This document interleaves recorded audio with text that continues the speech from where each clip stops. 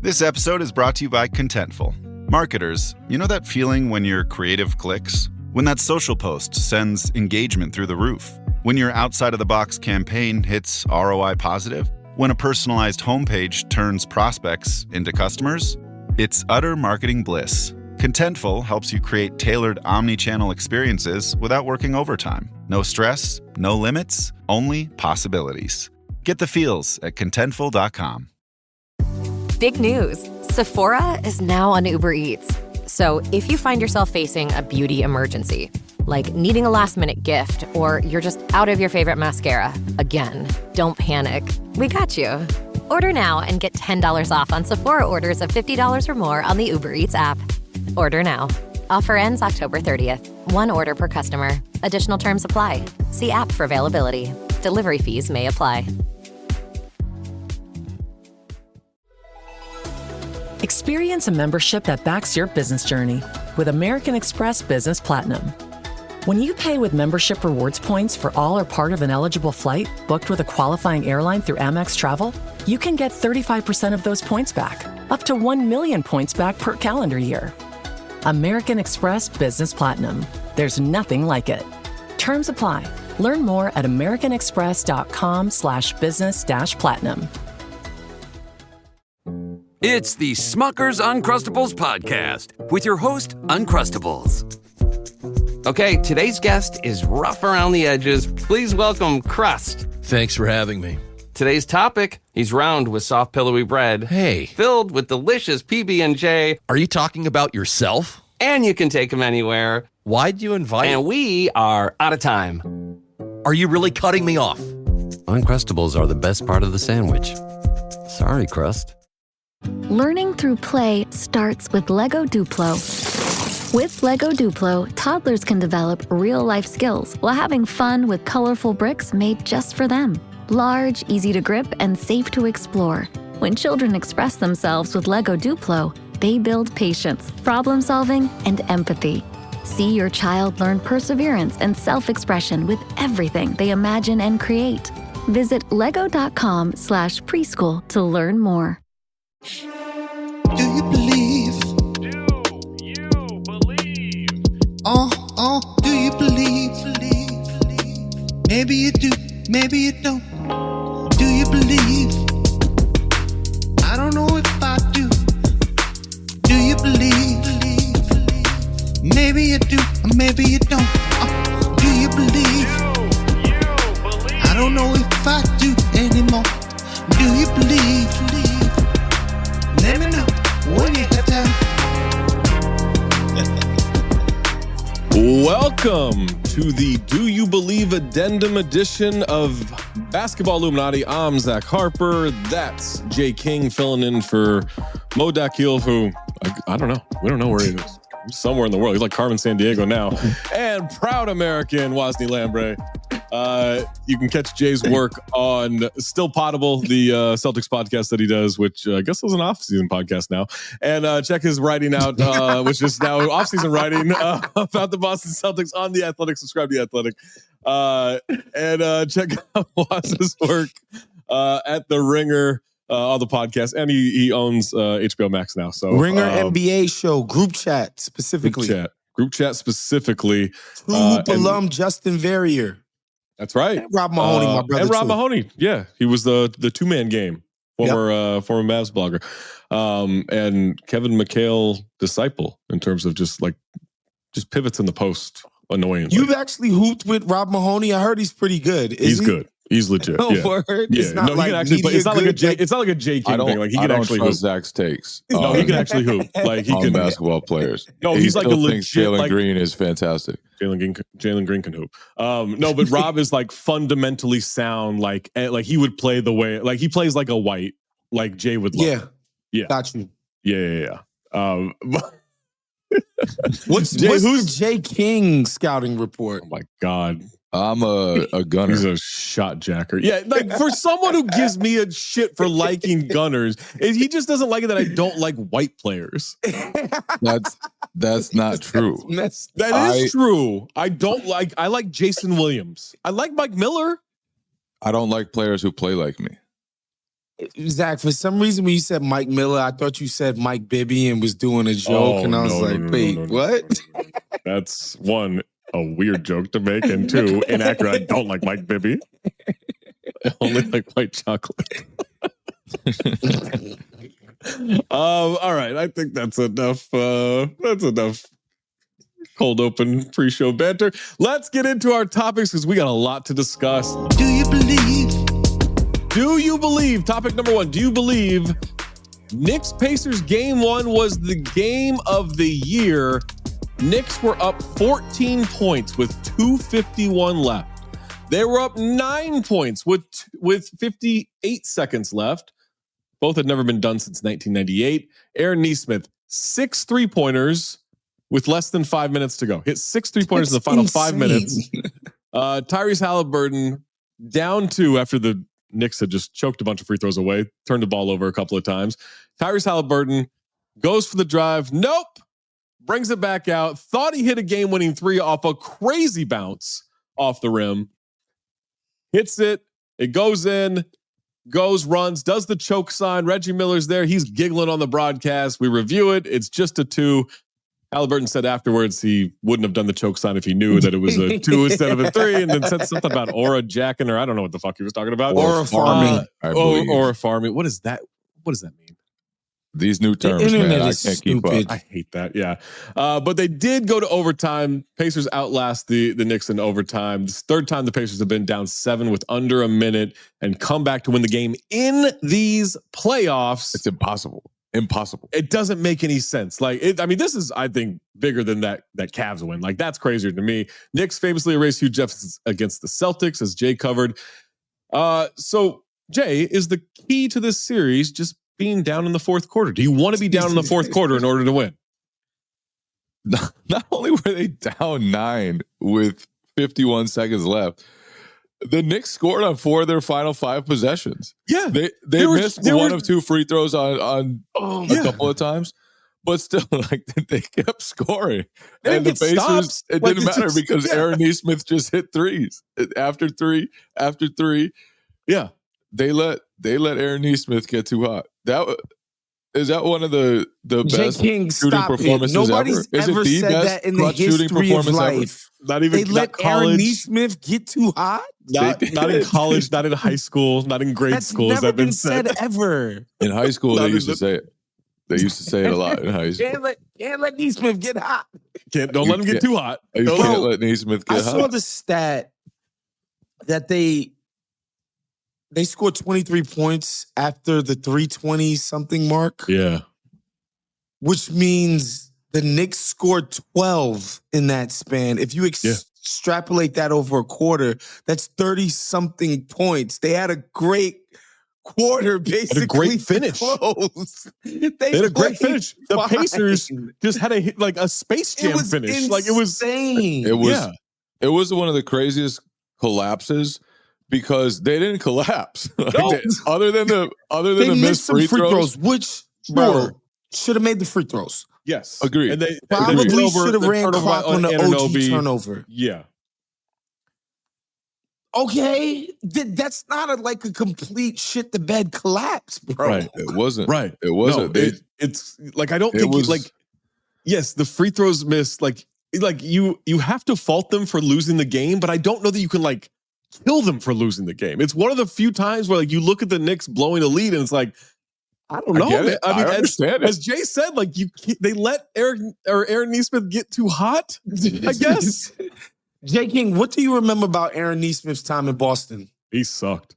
He was terrible. He was a danger to everybody on both teams. The way he played, he was never in control, totally reckless.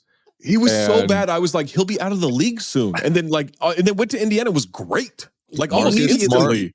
Marcus Smart started calling him Crash. Jaylen Brown tweeted when Marcus Smart's saying you're too reckless physically. That's crazy. I don't watch the Simpsons, but the meme of Ralph Wiggum jumping through a window. Yeah, Jaylen Brown tweeted that about Aaron Nesmith. That's how he played. And oh my God, son. To see him do that last night, like our producer Isaiah on Ringer NBA show is a huge Celtics fan. He's like a Celtics diehard. And like, you know, last year even when Neesmith, he was like, bro, this kid was nowhere close to this on the Celtics. So like every time this guy makes a three, I just think of Isaiah because the dude couldn't shoot. He could not shoot, bro. And now he's a marksman. he's better than Steph Curry. He was a great college shooter. He was a great high school shooter. I think the thing about him that's really helped the Pacers is like he won't give up. Like he's going to play a million miles an hour no matter what. If they're down 9 in the final minute, if they're down 14 with 2 minutes left, it doesn't matter. Like that dude is going to keep playing and playing and playing. And that's how the Pacers have done this. They just 3 of the most stunning comebacks in NBA history. He had 20 points in a 4-minute and 10-second stretch. 20. He had 6 threes and 2 free throws. That is fucking insane, dude. It was Halliburton who did the choke, but it was Neesmith who was Reggie Miller. Right. Yes. Absolutely. Like I don't think it was strategy of like we're fouling up 3 when they fouled Neesmith on the wing. Like as I don't think it was like, oh, we're up 3, you foul, because I think it was Aaron Neesmith. We can't let him get a 3-pointer off. I think it was a different strategy. I think it was like, don't let him shoot. Like you have to do something different here. It wasn't an analytical thing. It was survival. Like it was just like it was crazy. They fouled early. It was 12.6 seconds left. You don't normally see the foul a guy before a 3 that early. No. Because you leave yourself so much time to screw up and miss a free throw yourself. And they almost lost in regulation. Yeah. I mean, like they were an inch away from they were Kevin Durant's heel away from. Yeah. The balls on Halliburton too to pull that back out. I mean, maybe he thought like, oh, I don't have the angle for the layup, but I really think he it's just Mitch thought like Robinson too. Yeah. You don't want to try to shoot over for him. Sure. But I think he also thought like, I just did this against Cleveland. Like fuck these guys. Like I'm going for the win here. I thought the shot missed. Of course. Like it bounced 30 feet in the air. I was like, oh wow, I can't believe the Knicks ended up pulling this out. The world thought of it. To the Raptors. Literally. It bounced that media seating up there. I was just looking at the TV like it damn near hit Steph Bondy up there. Like, what are you talking about? Of course. Like what? What? Yeah. Damn near hit Steph Bondy. Then of course it's a 2. Yeah. Halliburton was incredible too, though. Man, he's a killer. He was incredible. He was finishing in the lane, which he's not known to do. That like drive and Nembhard beats, I guess it's Josh Hart backdoor. Yeah, that little cut, backdoor. Obviously, the shot just, I don't know. It's funny because, and I was saying this yesterday. I'm like, the Knicks looked better last night and lost. And normally I would shake this off, except for the previous series where the Celtics looked better than the Knicks and lost. Like, you gotta fucking finish these games like where you would clearly play better than the other team. It's funny, like in our live blog on The Athletic last night, James Edwards III called it. It was like an 18-point game, right? 16 or 18-point game. I can't remember what it was. Like, I think it was maybe 118 to 102 with like 7 minutes left. And James Edwards, like, whatever play made it that, was like, that's it. And Eric Neem is like, I wouldn't count these Pacers out. Seen it too many times. And then with like a minute left, I think Law Murray was like, that's why you don't have a fake comeback. And he's like, it's not over. Like, Eric Neem again is like, it's not over. Like, it's not like we got time here. And like, he must have said it like 3 or 4 times on the live blog. And then you have this. And it is like, the Pacers are like, even if you beat them and you get to the press conference, I would still expect them to like have one more comeback in them. Like, they're just like, they're nuts. What do you guys feel about the writers who left to the press room during the fourth quarter? Fuck them. I love, because I've never had to really write on deadline. I think it's hilarious. I have no sympathy. How do you leave that. during the fourth quarter of a playoff game? Like I don't understand. You that. have to be out there in case something. I don't understand that. Not even just a comeback. Understand like, that. You can write there. You're writing there, aren't you? A fight breaks. I don't know. Like why? Madison Square Garden. It's really tough. So you're on the second level. Yeah, it's awful. And to get down to the press room, you have to like go down the stairs where all the fans are, and it can get really congested. For sure. It's awful. And you can be late. And so I understand why they wanted to rush out of there, but also like it's a playoff game. It's the Eastern Conference Finals. You risk it. How could They'll you have transcripts. possibly go early? They'll have transcripts. And your question's not going to be so revolutionary that you have to get it in. Whatever you're going to ask, someone else will ask. You can't leave early on that. That's Can't crazy. do it. Do you think the Knicks, how do you think the Knicks recover from that? Can you just brush that off? Bro, like, I don't think it's like it's game one. It's game one. So like and the Knicks are pretty resilient. So I don't think it's like, oh no, they're brush it off. Screwed. But that is like game one to lose that way at home. It's not nothing. It sucks to lose, but at the same time, their offense hasn't looked as good the entire playoffs. Yeah.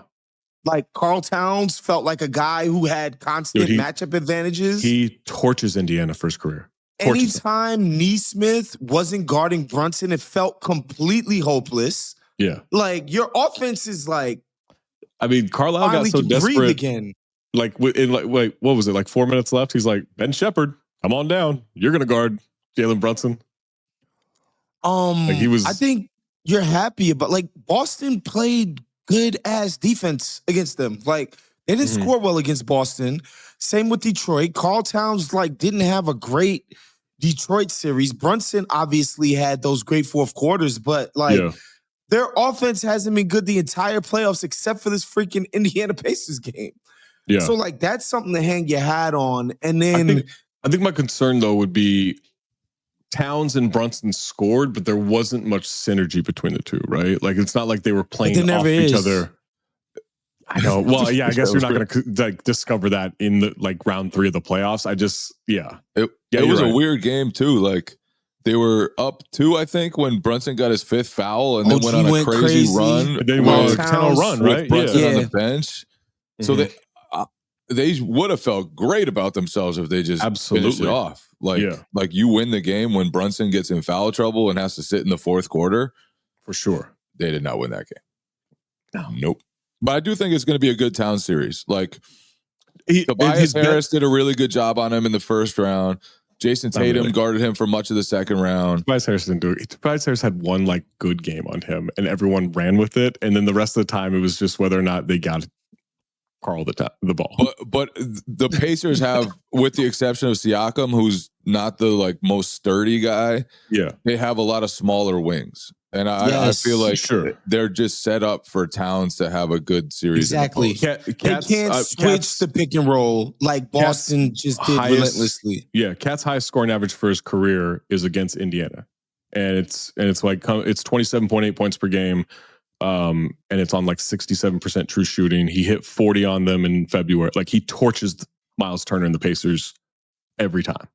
Like this is like a matchup for him. Like they can't let this go through stretches where he doesn't get the ball. Like this is a favorable matchup for him every single time throughout his career.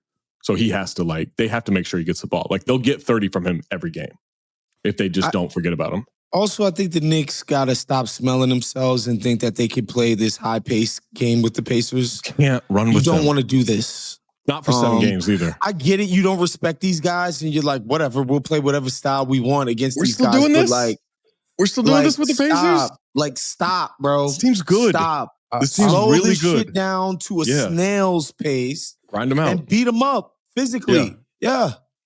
I'm cool with running against the Pacers because you almost have to. Like they pick up full, they force you to like kind of play their pace, but where you have to slow the game down is with your defense. To me, like, well, yeah, you got to get back. You can't. They run off makes. Yeah, they're just. They're tough. That's why I think you have. That's why I think they just have they play with so much freedom. Yeah, they play even like their 8th, 9th guys just have the freedom to just go and make plays. Like TJ McConnell comes in with a star's leash. Yeah. It's amazing. Yeah. Like I want to give a shout out to everybody on Carlisle. that roster. Facts. Because he's been an upper echelon NBA coach for 20 fucking years now, bro. Like, he had an original Pacers stint. He's been around so freaking long. And, like, this style of play has not always been associated with Rick Carlisle ball. No, he's adapted. At all. Yeah. This is like 2 years ago. They were like, all right, let's do this. Now he's switched it up to suit the personnel, to suit his superstar. You know, shouts to them. And another thing I want to do is give a shout out to their GMs and management. This is how I found out Kevin Pritchard listens to the pod. Because no, it's because, you know, people in our profession, they always want to slurp the asset accumulation and he got a draft pick. Oh my God, look at the draft picks. Oh my God. That's not what this team did to build a winner. They never bottomed out. They never, you know, decided to behave like, you know, a scrub ass. Oh, we need to accumulate the ping pong balls and blah, blah, blah. They did it a different way. And look at it working. He sure did. Yeah. And look at it working beautifully. Do you know who their last top 5 pick was? Jonathan Bender. No. Jonathan Bender was a good guess, though. It was a good guess. Also, great name drop.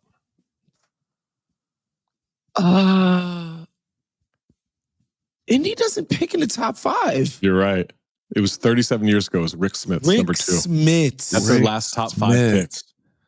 Oh, wow. I loved Rick Smith. I bet you did. Let's move on to the next topic.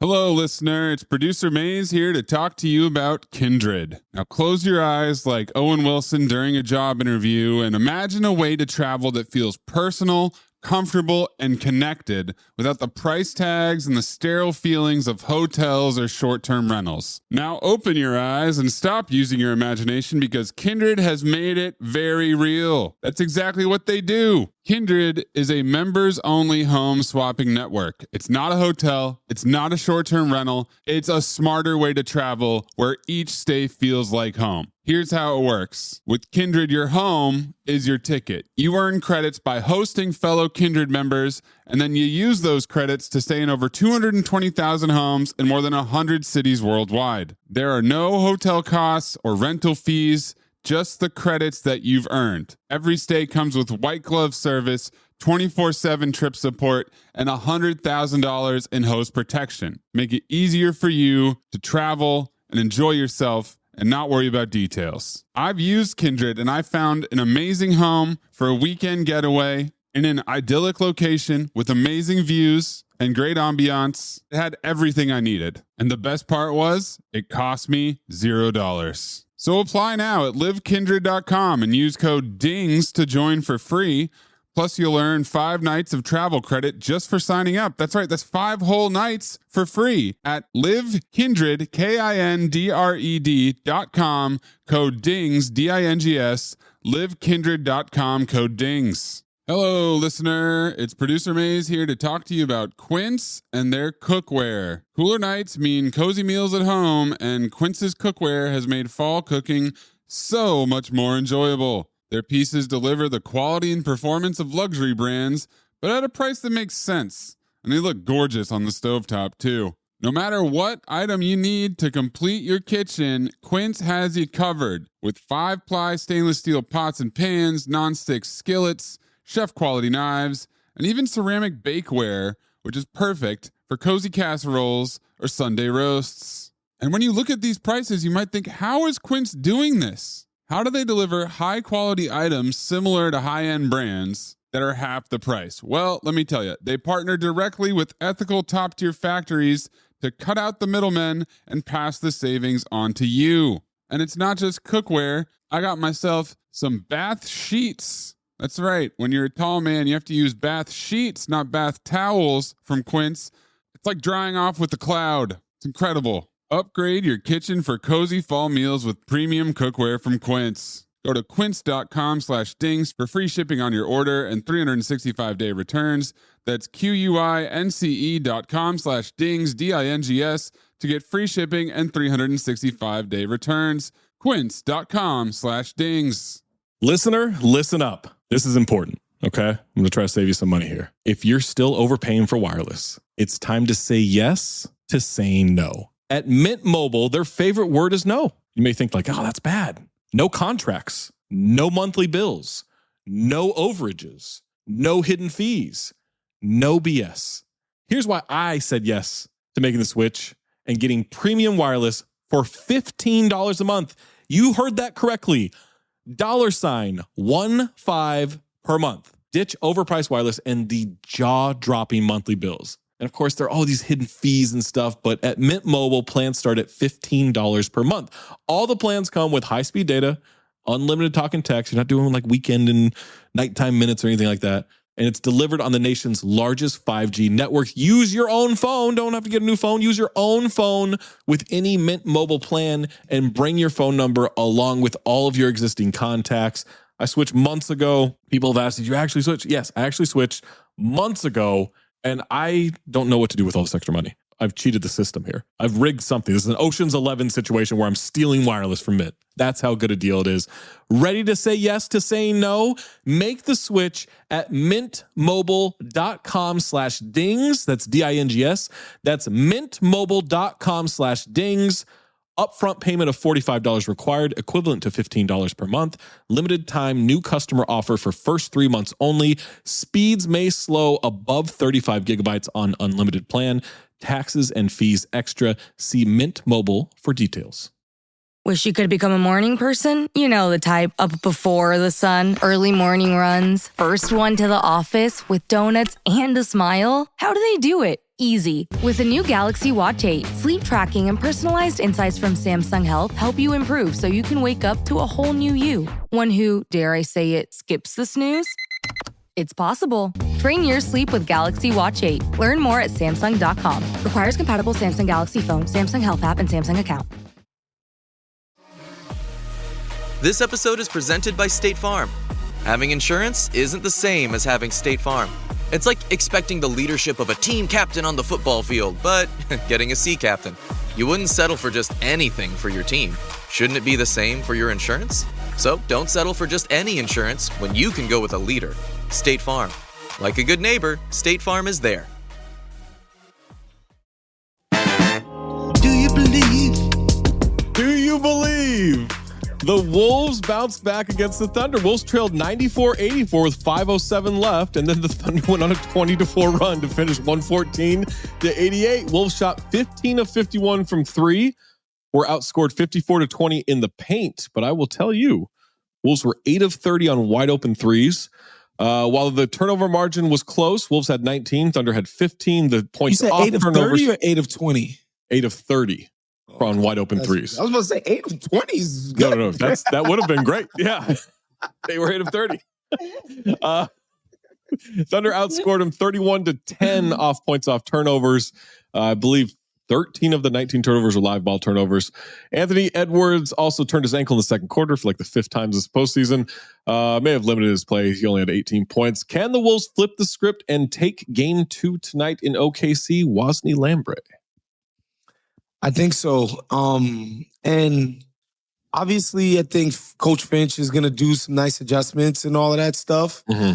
But most importantly, I think the discourse has run away from the league with the Shea fouls. Mm-hmm. And I think we're going to see some leveling on the playing field. We're going to get to that. We're going to get to that in a little bit. We're going to get to that in a little bit. The playing field. Yeah. And we are going to get into it. But I do think they're going to be smarter about jacking so many threes. I know, I get it. The Thunder pack the paint. They make it really hard. Yeah.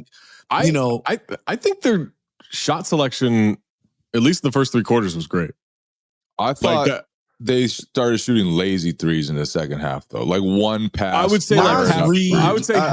Yeah, they were open, but they didn't look for something better. But I mean, all right. Dante DiVincenzo, Nickeil Alexander-Walker, Mike Conley, Naz Reid shot a combined 6 of 33. for those guys. And the majority of their shots, Nas started shooting very lazy shots towards the end of the third quarter. I'm with you. But the majority of their shots were good, in rhythm, open shots. Like, and I'm just like, you got to trust those guys to knock down shots. I don't trust the Timberwolves at all. Not to knock down shots. I'll trust them to knock down more shots than they did. But it's just the turnovers in this matchup, especially. Sure, but they were 19th in turnover rate during the regular season. They entered this series 11th out of 16 playoff teams in turnover rate. Yeah, Anthony Edwards is prone to turnovers. Julius Randle is prone to turnovers, and this Thunder team is more disruptive than any we've seen in a long Randle time. turning his back to the defense like 5 times. That was crazy, yeah. There's like 3 guys immediately coming to pick his As soon as he fucking turns his back. The second he turns his back. Yeah, that was frustrating to watch. Well, if you trust them to hit shots, then they hit a lot more 3-pointers in this game, right? I just think turnovers is going to be too much of an issue. Like, this is a brutal matchup for a team that turns it over a lot. I don't disagree with that, but I also think that Ant can be better. That's what I think it ultimately comes down to. Like the Denver series, like it wasn't like adjustments that got them in the series. It was like Jokic and Murray playing good. Yeah. Like, and I think Ant has the capacity to play well against this team. How many free throws will he be granted in game 2? See, to me, Randall is the free throw bellwether. He's the one that they literally were teeing off on. But after the Shea stuff, it's going to go to Ant.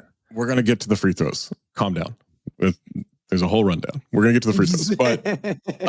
But no, I think it's more, I don't think it's about how many he'll be granted. I think it's more about the level of physicality will be allowed. Now, do you know who the referees are tonight? No. Don't say it. Please tell me. Don't say it. It's not only Scott Foster. Oh my God. It's your boy, Tony Brothers. So we actually have no idea how this is going to go. There's no way of predicting. Like I have a group chat. I have a group chat of a bunch of friends. There's like 8 friends in Minneapolis who are in this group chat, and they're all like going over like all this stuff. Like, oh, this guy. And I looked at the referee. I said, guys, it's Tony Brothers and Scott Foster night. You can't predict anything. Like there's no way of knowing how this is going to be called. Absolutely no way. It's going to be brilliant. Good luck. Oh, it's going to be. I was like, it could go any way. Against both teams, against one team, against the other team, like who knows? But I think for the Wolves, if they generated the same looks in the first 2.5, 3 quarters, I would trust them to knock those down, and it's a completely different game. Like they should have been up 15, 20 points at halftime. Yeah, based on the looks that they were generating. And they it's were not just, and like well. You're right, the turnovers are a problem, but they defended well in the first half, and they got great looks. And if they shoot how they normally shoot, they're up big. Now, OKC's still going to make a run. They need more from Rudy. They need anything from Rudy. He was awful. He's got to play better. Yeah, he's capable of playing better. Like, of course, I don't think he's capable of being an actual big man who bodies up 6'4" guys. Like doesn't allow 6'3" guys to guard him. 6'3", 180 pounds, by the way. At what point do you think in a player's career, because he was 2013, so this is 12, 13 years in. When do they teach you to keep the ball high? Oh, I thought you were going to say, when do they learn how to catch the ball? When do they teach you how to keep the ball high? That comes before keeping the ball high. He had some of the worst Rudy catches. Discombobulated. He catches the ball on the run 6 feet from the basket. He fucking 2 steps. You're at the cup. He turned his back and did this. That was insane, bro. Yeah, that was about as bad as he could play. And I don't think that he's going to start pulverizing the switches in this series. Their guards are too tough. Where he needs to hurt them is on the glass. He had one offensive rebound in game 1. He should have 4. He should have 5. He should have 6.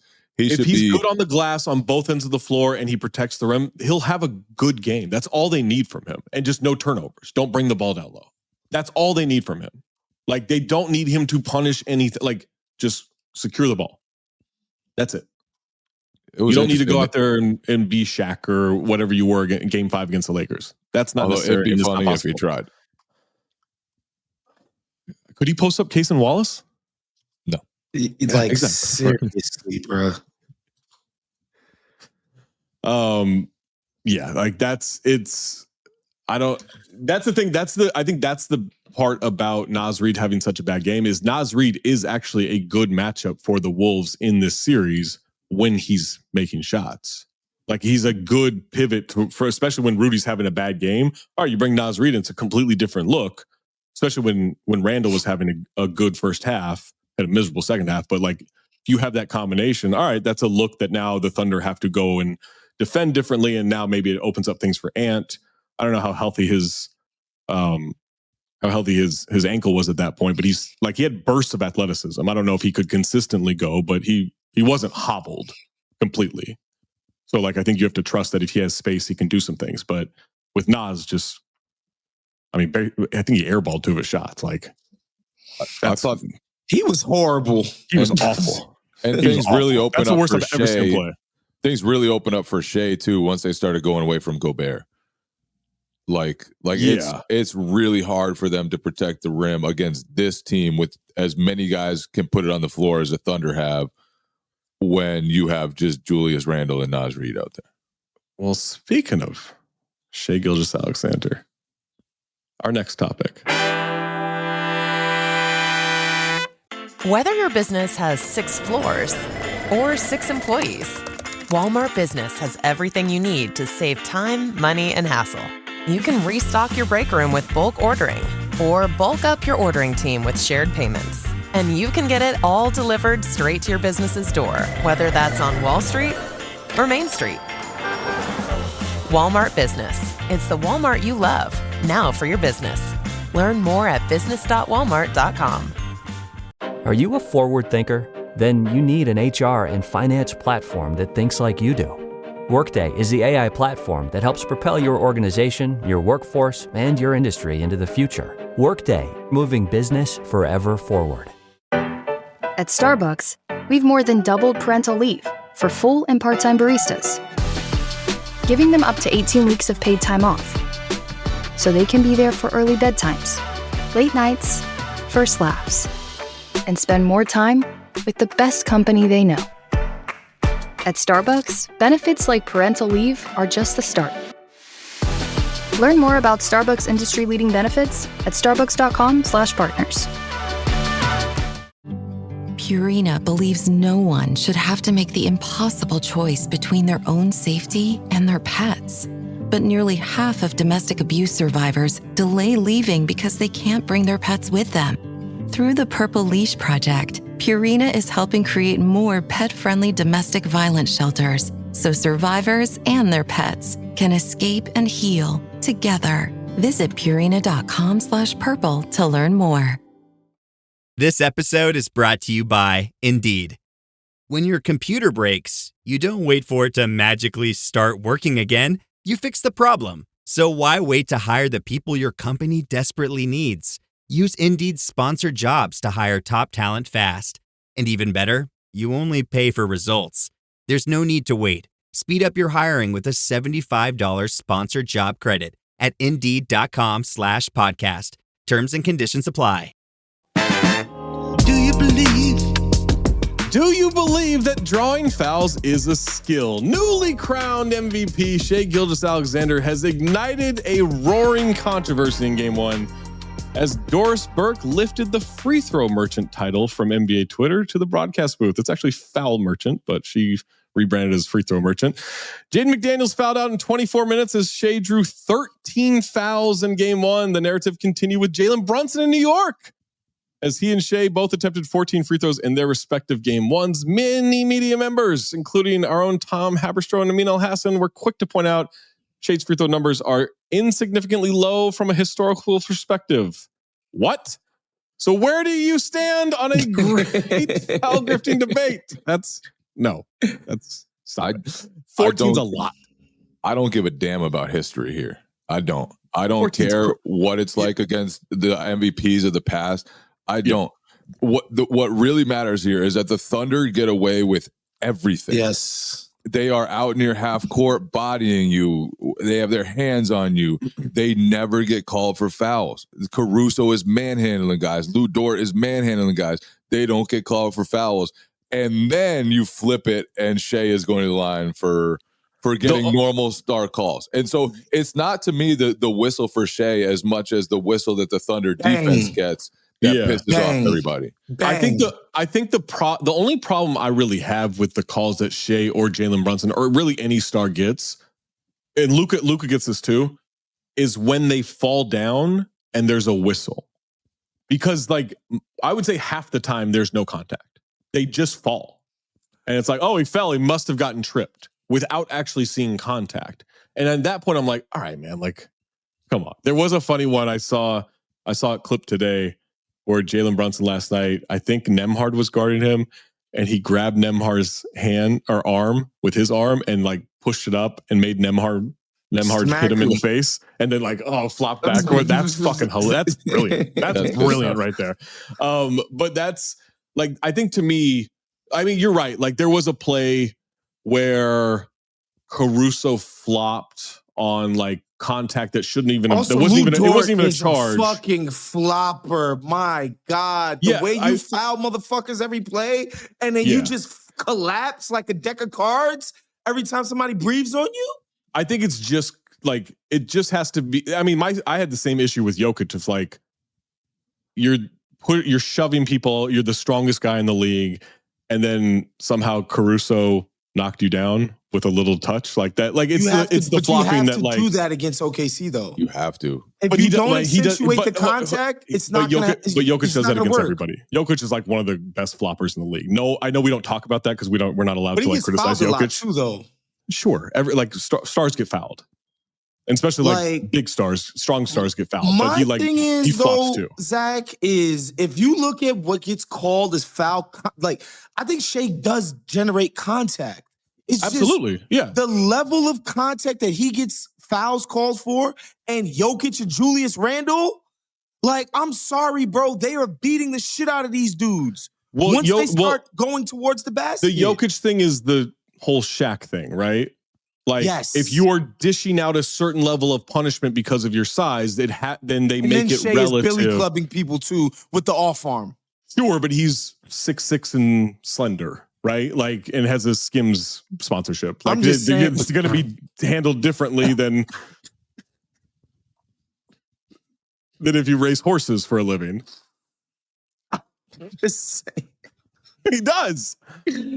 I'm just saying, there were consecutive plays where Julius Randle is backing a dude down, goes to the post, like he got absolutely hammered.